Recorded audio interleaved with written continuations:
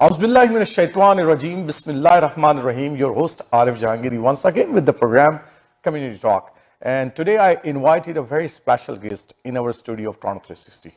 And he is the man, he's a young man who is really working very hard for the community and for the peoples who have a lot of issues in this country. There are a lot of legal issues going on in the country. There are a lot of bills going on which is harming the minorities and their rights as well. We have here today Stephen Brown. He's a new CEO of NCCM, National Council of Canadian Muslim, and he is a well-known leader and the community organizer with the decades of experience in the private sector, in the organized labors and in human rights advocacy. Stephen has been a long-standing leader with the Quebec Muslim community, working to promote human rights, interfaith dialogue, and Muslim youth initiative, as well as helping community groups to develop various advocacy initiatives and implement best practices. A profile speaker, his writing have been published in various news media, and he has been a commentator on public policy matters including Bill 21, civil liberties and Islamophobia and Muslim in Quebec. And one of the important things maybe people don't know about Stephen is that in 2008, his life changed as well. He take a very big decision, and I will ask about him about that decision. Let's introduce you, Stephen Brown. Thank you coming for the Toronto 360 TV. Assalamu alaikum. Thank you so much for having me. It's great to be here. Yeah. Thank you very much. Wa alaikum assalam. So Stephen, first of all, and there are definitely you are a new leader for the NCCM. Mm-hmm. So, and I know that you're working in the labor side, and you're helping the laborers and the advocacies them. There are several issues with the unions, you know that, mm-hmm. between the unions and the companies and the enterprise, right? And you are in that position and you're helping the labor market, right? Yes, that's correct. So first tell me that why you choose that as a profession? Going into actually labor advocacy of the laborers, yeah. Well, actually, it's very interesting. When I went back to school and to do a degree in business technology management, mm-hmm. I I originally actually wanted to go into consulting. My dad was a partner. He worked at Deloitte, and I wanted to go into consulting.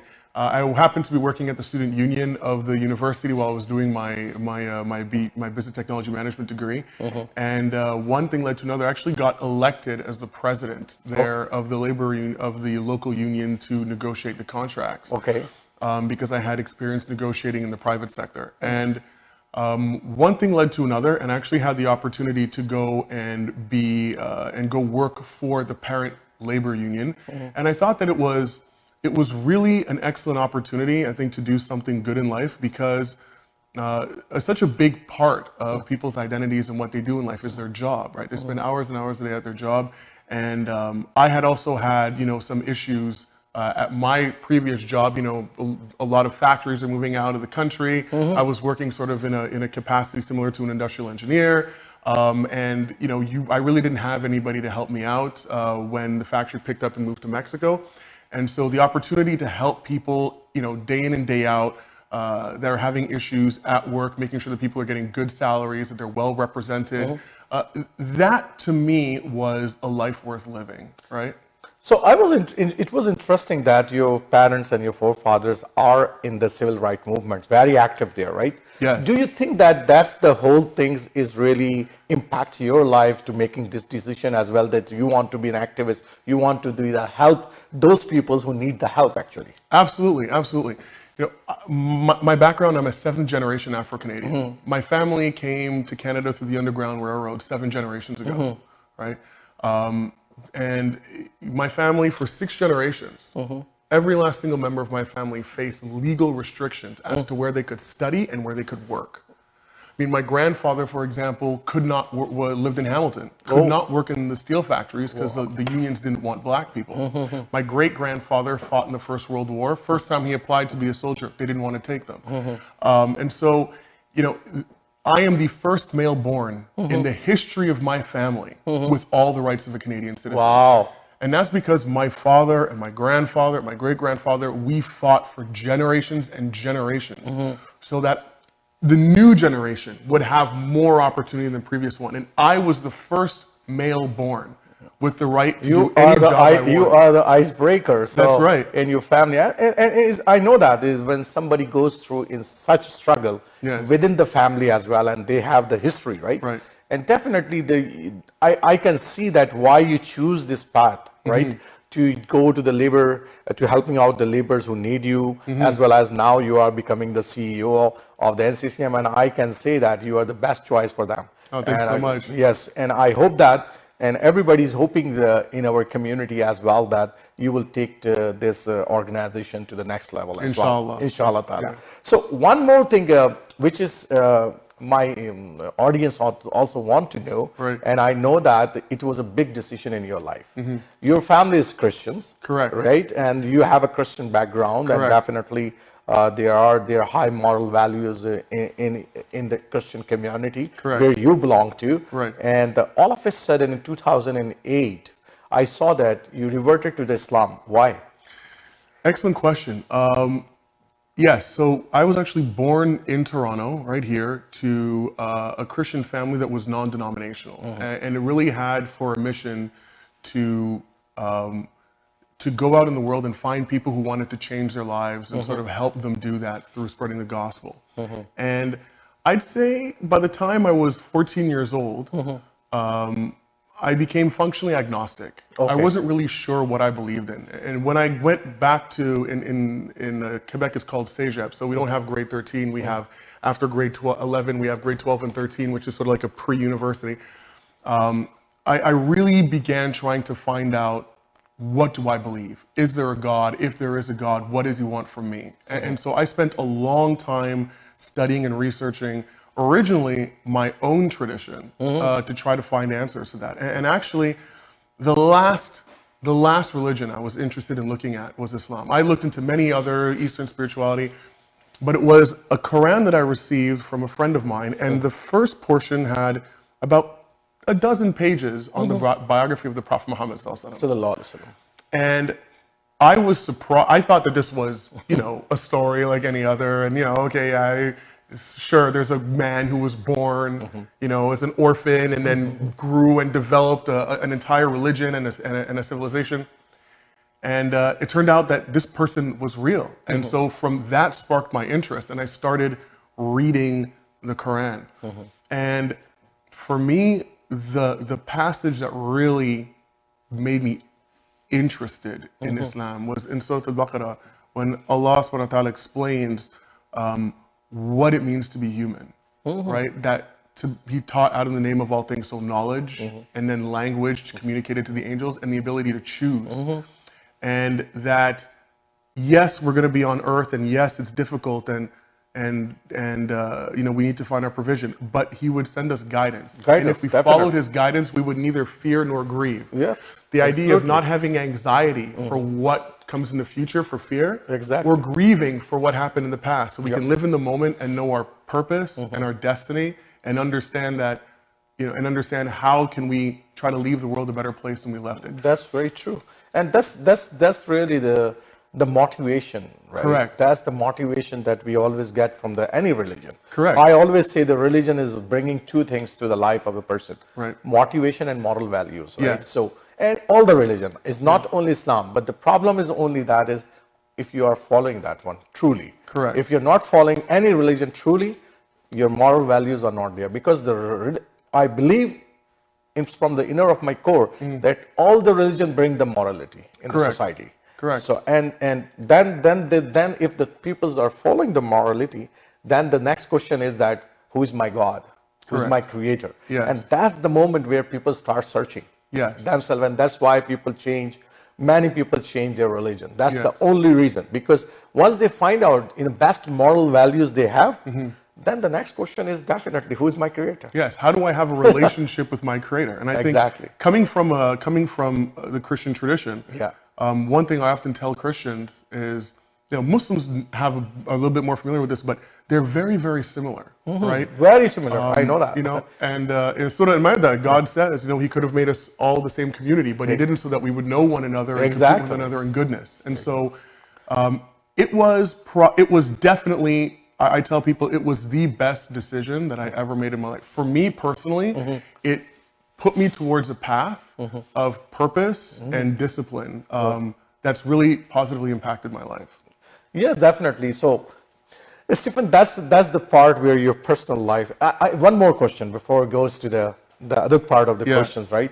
I read that your wife is also reverted to the Islam, right? You both together did this job, No. she is already Muslim? No, she was already Muslim. I met my wife about a year and a half after I converted to Islam. Lena Ahmed, right? Lena, that's correct. Yes. And she actually comes from an Egyptian background. Okay. So yeah, I met her at university about a year and a half after I took my, my Shahada. Yeah. Okay, beautiful.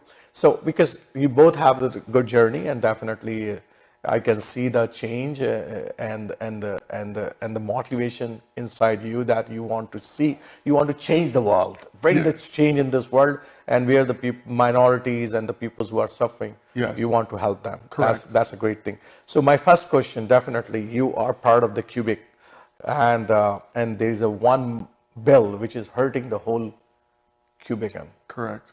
Especially the minorities. Correct. And that's Bill 21. And I know that that bill is against all the religious symbol, that the peoples they disallow anybody to wear any symbol of the religion, especially the Muslims and the Sikh mostly are the one who suffered a lot on that one, because these are the two community very visibly. The turban was taken by the Sikh, and our sisters are taking the hijab, right? And I saw that many sisters are actually they are the teachers. They are removed from the teachings, and many other government sector, they are not allowed to work as well as. I don't know about the private sector in the Quebec. Are they allowed the sister with the hijab in the private sector, or they are not allowed there? Right now, there's no law barring people from working in the private sector. Okay. But what we do see is, ever since this bill has been implemented, the conversation in society and the rising anxiety and discrimination in society has actually, there's been studies that have come out that have demonstrated that it's become more difficult for people who are visibly Muslim to be able to find employment. So even if it's not in jobs that are directly targeted by Bill 21, it still negatively impacts our community. So there is any hope, Stephen, you think that, I know that NCCM is struggling, they have in the court, also in the cases they took that there. Is there any hope that it will be revoked? Yes, absolutely. I do actually believe that there's definitely hope that this can be revoked. Inside of the courts, the argument is difficult, but it is sound. But regardless of what the courts decide, and we do hope that the courts rule in our favor, but there's still other means and there's still other ways that we can actually reverse Bill 21. But right now, the question is before the court. It's for sure going to go to the Supreme Court, regardless of how the Quebec Court of Appeal rules. This is definitely going to go to the Supreme Court. And the heart of the question really comes down to, can the provincial government remove our rights, any rights it feels like, whenever it wants to, just by writing something on a piece of paper? When I was inside of the Quebec Court of Appeal listening to the arguments being made by the government's lawyers, literally saying that the only check and balance on their ability to remove your fundamental rights, freedom of conscience, freedom of assembly, freedom of religion, freedom from unlawful search and seizure, habeas corpus, everything, is whether or not the population likes us and re-elects us in 4 years. So basically, the protection for minorities against a majority who may not agree with their way of life is the opinion of the majority, which means we live in North Korea, right? And so I think people who care about rights in Canada, which is many people, obviously see this as a huge problem. And so there are numerous parties that are vigorously contesting this law. And so I do believe that there is a chance that the courts overturn the primary sections of Bill 21 that are really problematic. That being said, there's no guarantee. And so I think we as a community have to be lucid as to what are all our options, and really redouble our intentions to say that this is not something that's tenable. Because yes, this is happening in Quebec now, but it's on the books. And because they invoke the federal charter, any province can do this right now. Yeah, any province can do that. Yeah. Because that's an example set by the Quebec, right? Correct. That's the danger is there, right? Correct. So, and when somebody asks the questions to the PM of Quebec, he said that this is just the secularism. It's a secular bill. It's nothing to do with the religion. And there is no human rights issues there. So what do you think, that this is a secularism bill or what? No, I don't think this bill is primarily about secularism. I think secularism is an ideology or a way of approaching the world that says the government does not intervene in questions of religion. Regardless of your religion or your religious practice or what you believe, the government has no say in that. It's separate the religion from the life, from the government, actually. That is correct, right? What the government is actually doing right now is it's inserting itself into religious practice, and it's saying, we don't like certain religious practices. We're not comfortable with the way some people look. We're not comfortable with your personal decisions in life. And so we're going to come in and remove your rights, right? And so that, when you're working for us or when you're going about your day-to-day life, that the government decides how you're going to practice your religion, how you're going to live your life.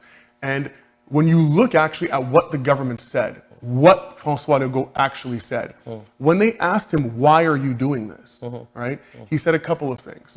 One thing he said was, well, there are some racist people in society, and you got to give a little bit to the majority. Il faut que t'en donnes un peu à la majorité, right? He also said things like, well, it's popular. The majority of Quebecers want this.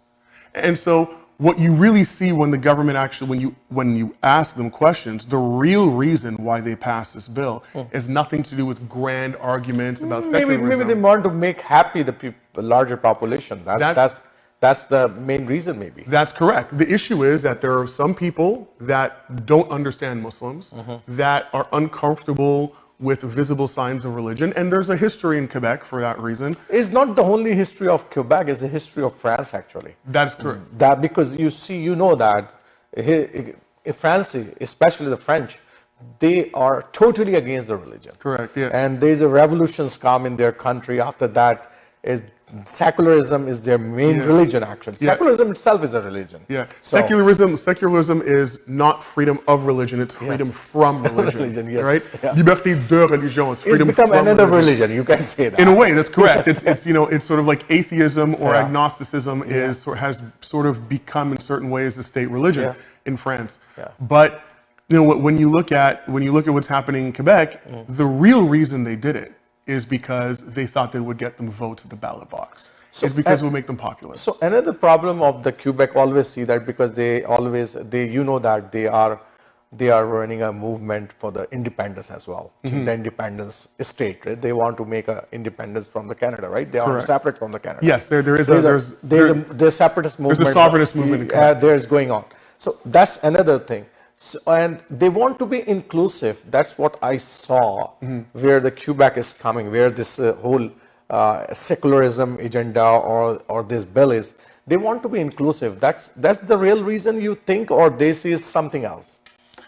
The reason why they're doing it is because they want to be inclusive. Inclusive, yeah. I don't think so. I don't think it's because they want to be inclusive. I think that's one of the arguments they make. But for example, they say there's a whole bunch of arguments that are made, right? We're actually doing this to be inclusive. We're actually doing this to guard freedom of conscience of people who aren't religious.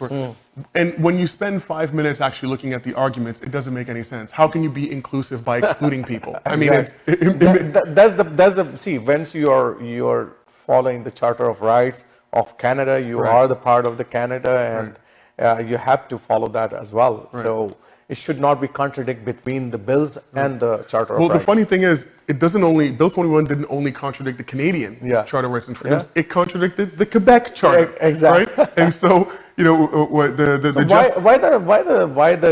the court is not really able to give the ruling on that one? Because very clarity is there, right?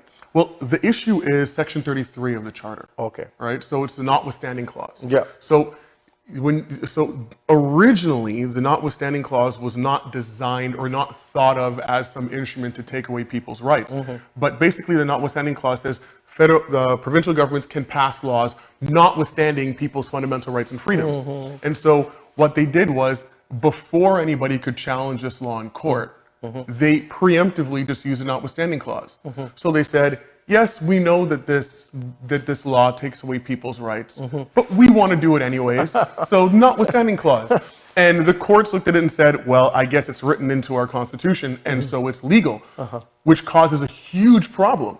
Because if the courts rule that this is in fact the way the Canadian Charter should be interpreted, then what that means is we have no rights, we have permissions. That any government can take away any right from you whenever it wants to by simply just writing in a sentence, copy paste. Absolutely right. So let's take a break, and then we come back from the break. We have a few more questions. Bill 86 and our London Family Act, that's Bill 86, as well as NCCM write a letter to PM Trudeau that the promises he made in this Islamophobia summit is not yet fulfilled. So we are coming after a break.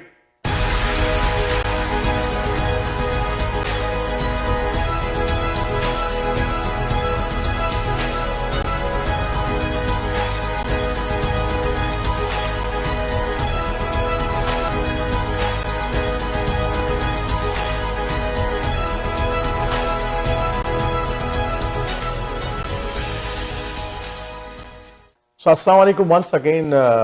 We are talking with Stephen Brown, and Stephen Brown is the new CEO of the NCCM, National Council of Canadian Muslims, and he's a great person who bring into the NCM and a great leadership I can feel, and I hope that you're enjoying our discussion as well. So Steve, so Stephen, the things are there, and I know that there are several things doing by the NCCM, and when you take the charge, there are already so many agenda on your plates, and one of them is our London Family Act bill, right? Correct. And I know that Farouk and other NCCM leadership, which is working previously on that one, they work very hard to before the election to pass this bill, but unfortunately, conservatives are not ready for that one, and the NDP launched that bill, our Family Act, and they say that it should be go to the discussion, so they're not passed, right? And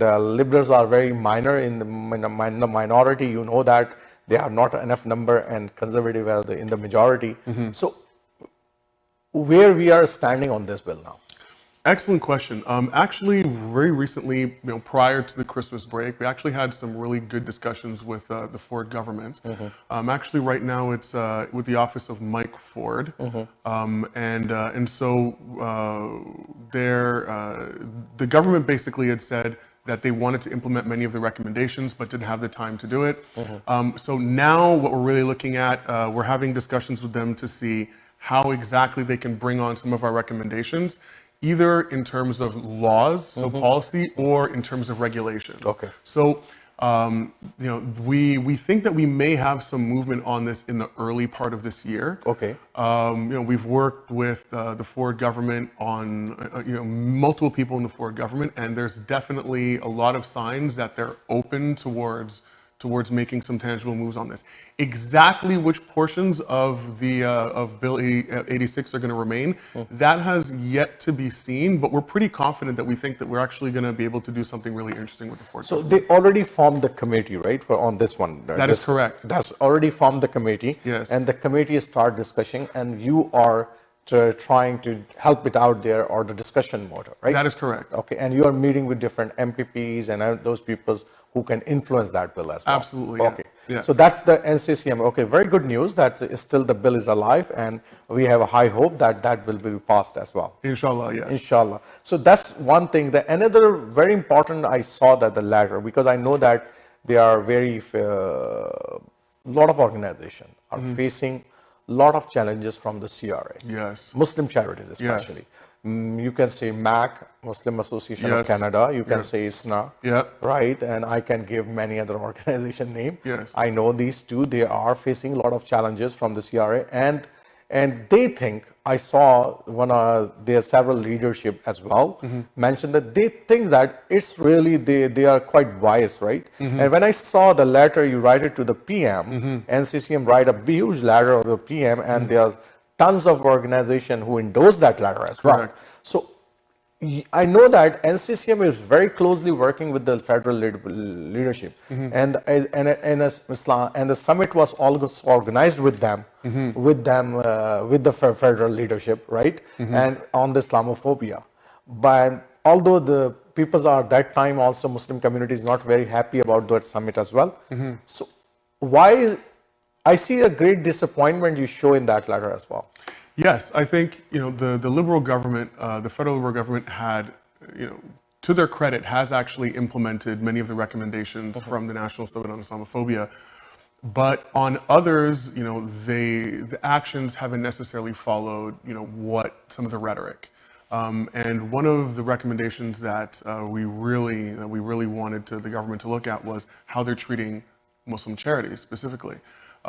During the Harper years of government, we saw that they brought on regulations that really targeted Muslim organizations and did so through a security lens. I mean, recently, even the taxpayer's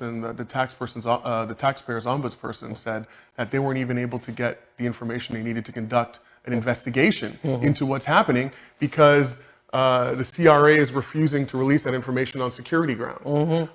Why is it that our charities are being targeted on security grounds? This doesn't make any sense. It spells Islamophobia in the sky. And so the idea that that charities would be targeted primarily because of the makeup of their congregants or the people who are leading the charities is untenable. And so for us, we made it very clear. We need to see action on this now. The idea, our charities are, for the Muslim community, are center to our life. Our masajids, our charities that we give our zakat donations to, that they would be targeted simply because the person who's running the charity's name is Muhammad, or treated differently. That's untenable.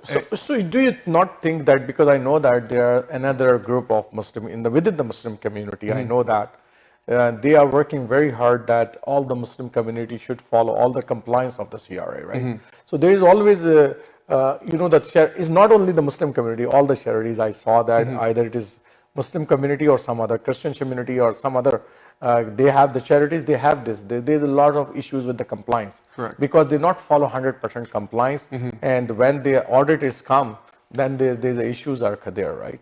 Do you not think that NCCM should have to educate these people as well who are running the charities that they follow all the compliance as well? I mean, it's difficult to say, to what degree do Muslim charities have more difficulty complying with the regulation than non-Muslim charities? I personally haven't seen any data suggesting that our Muslim charities have a harder time with compliance than others. I think for anybody that's applied for a charity and operates a charity, if you look for compliance issues, if you look long enough, every last single charity, or most charities, they're going to have some compliance issues. The real question is, if there are compliance issues, how are you dealing with them? Are you giving people the ability? And most of the time, the CRA is actually helping out them and give the chance to make the changes within their organization so they can sync up with this compliance issue. Correct. I mean, and that's sort of the approach that I think we should préconiser, that we should advance, right? Which is a collaborative approach with the CRA to help charities be compliant. And in the cases that I've seen where you're looking to help them with compliance, I mean, charities are their primary. One of the another organization, I know that they have the audit and they passed it out.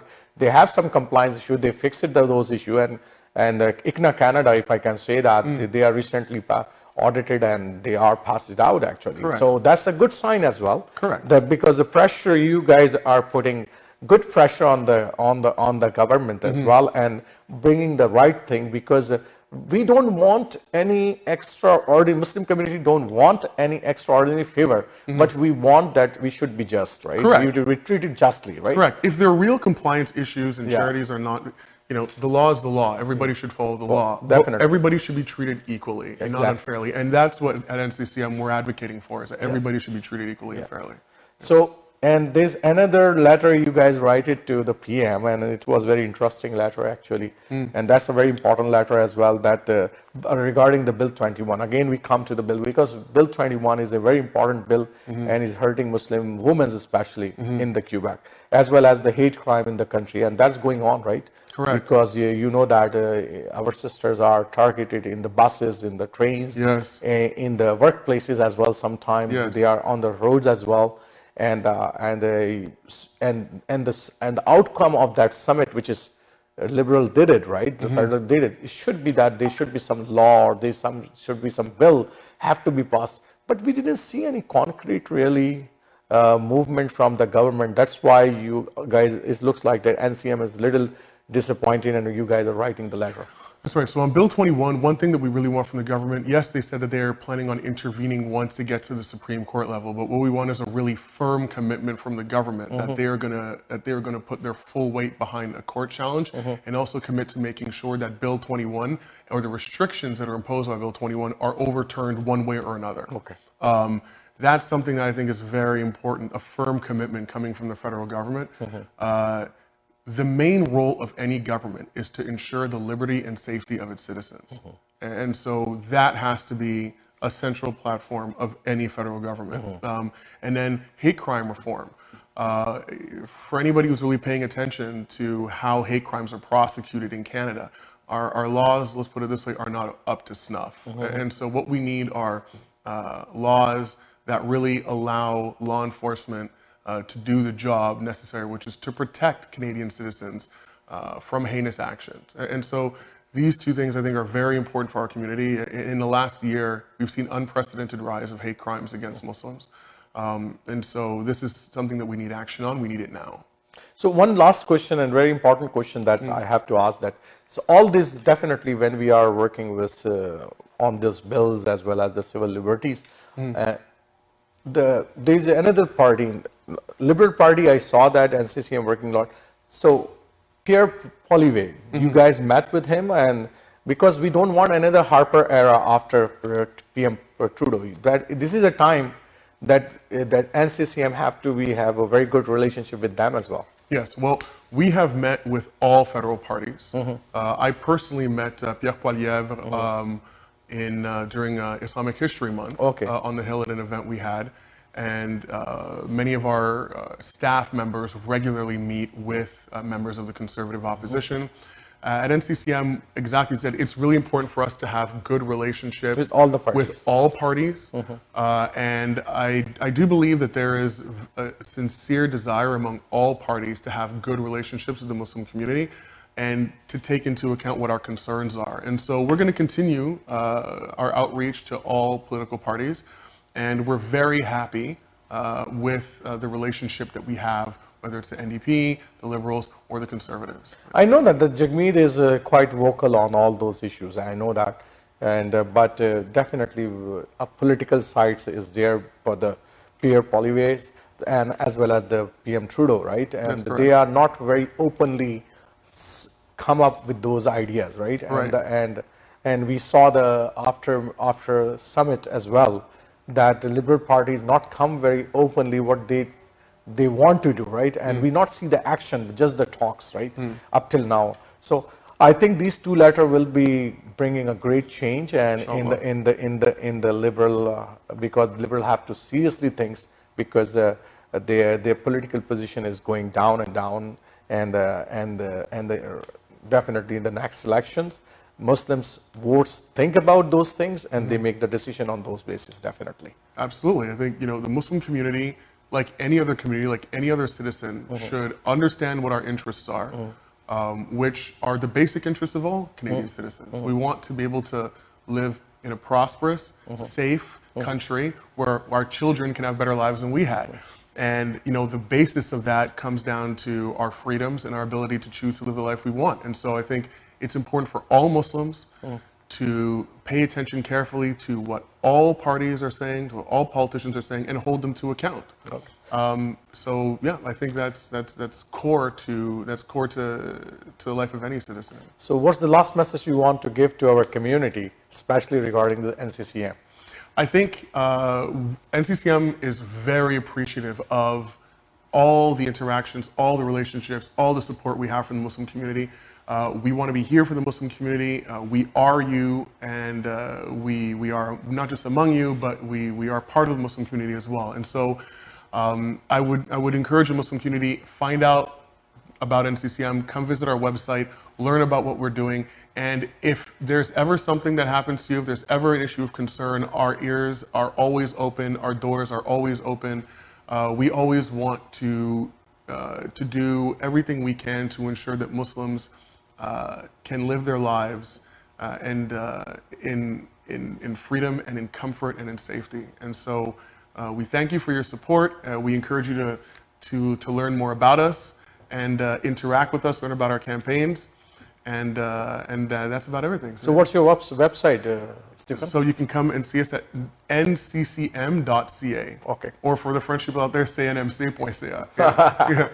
So thank you, Stephen, and thank you for Aaron. giving us the time to the Toronto 360 TV and Community Talks. I really appreciate your time because at the beginning of the years, I just want to know that what NCCM have the agenda for this year. And thank you very much for giving all the details to our viewers as well and Toronto 360 TV. Well, thank you to you, Arif, and thank you to your viewers as well. Thank you.